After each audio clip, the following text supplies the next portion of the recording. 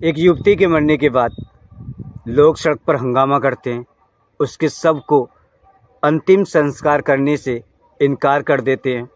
सड़क पर जब हंगामा और भीड़ तीव्र होती चली जाती है, सड़क पर हंगामा तेज़ी के साथ आगे बढ़ता है। वहाँ के एसडीएम वगैरह को ये खबर होती है, फ़ौरन वो वहाँ पर आते हैं। जो लोग उस युवती के शव के साथ जुलूस निकाल रहे थे के पास आते हैं, उनसे बातचीत करते हैं, उनको समझाने की कोशिश की जाती है, लेकिन लोगों की एक डिमांड होती है कि लाल तांत्रिक को फांसी की सज़ा हो। सो ये मामला क्या है, क्यों लोग सड़कों पर उतरे थे, किस वजह से इतनी हंगामा हुआ, किस वजह से एसडीएम को भी वहाँ पर आना पड़ा, सारी कहानी जानेंगे पूरे विस्तार से। हेलो, नमस्कार, आदाब, सत श्री अकाल, कैसे आप सब। मैं सान स्टार हाजिर हूँ फिर से एक और नई कहानी के साथ। तो आज जो हम कहानी सुनाने जा रहे हैं वो उत्तर प्रदेश के बहराइच ज़िले की है।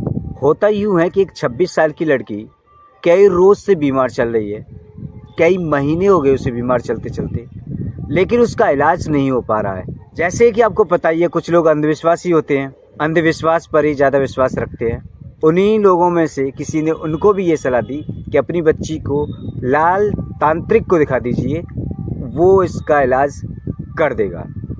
झाड़ फूक का मामला था जनाब। बच्ची कई महीनों से बीमार थी, सही नहीं हो रही थी, तो उसके माँ बाप को लगा ठीक है, एक बार तांत्रिक को भी दिखा लेते हैं, शायद कुछ फ़र्क पड़ ही जाए। वो अपनी बच्ची को लेकर तांत्रिक के पास जाते हैं, जो लाल तांत्रिक के नाम से मशहूर है। वो उस लड़की का झाड़ फूक करता है, और अगर आपने देखा हो, ज़्यादातर तांत्रिक औरत का इलाज अकेले में ही करते हैं, बंद कमरे में करना पसंद करते हैं, उनके आसपास किसी को भी आने की इजाज़त नहीं देते हैं। यही लाल तांत्रिक भी करता था। लड़की खूबसूरत थी, जवान थी, 26 साल उसकी उम्र थी।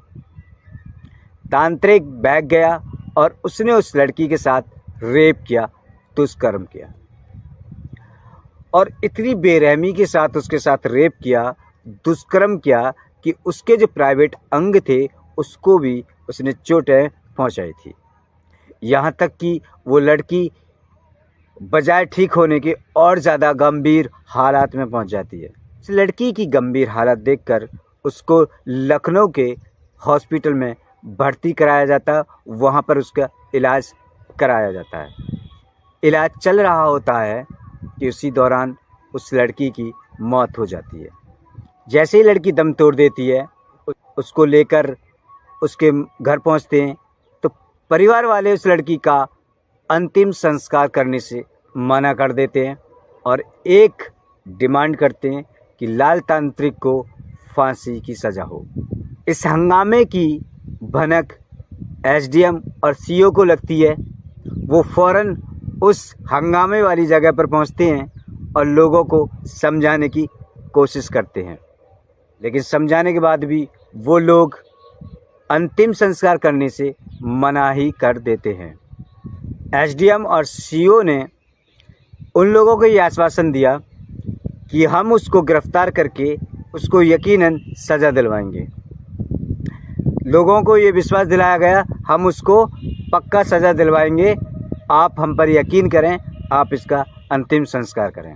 डीएम और सीओ की बात मानकर वो लोग फिर उसका अंतिम संस्कार कर देते हैं।